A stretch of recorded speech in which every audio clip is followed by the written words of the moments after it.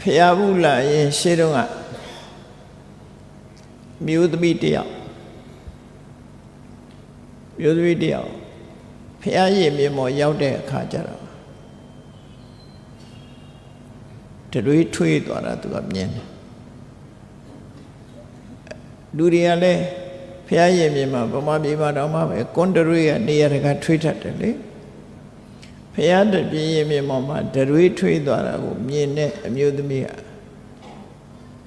unwise attention နဲ့ဘာလုပ်လိုက်တုံးဆိုဘယ်ဘာမှကထီထွေးသွားတော့ဆိုဆဲလိုက်တာသူကနော်ဘယ်အဟာမကဖောက်ထုတ်နဲ့ဆဲတာအဲ့ဒီဖောက်ထုတ်နဲ့သူဆဲလိုက်တယ်ဆဲပြီးတော့သူ့ပါလာတဲ့အဝတ်နဲ့အဲ့ဒီတတွေးကိုတုတ်တယ်တုတ်တာတော့အကောင်းပဲဒါပေမဲ့လို့သူကဘယ်ဖောက်အောက်ထုတ်မှုမှကဒါလုတ်သွားသလဲလို့ဆိုလိုက်တဲ့အခါကျသူကနောက်ဘက်ကျဖောက်အောက်ထုတ်ဖြစ်သွားတယ်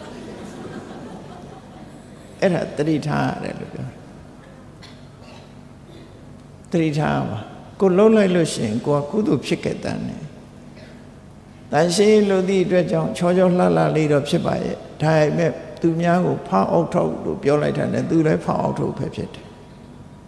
အဲ့ဒါလေးကိုတတိထားရတယ်လို့ဝစီပေဒထိတိုင်းရှာဆိုတာ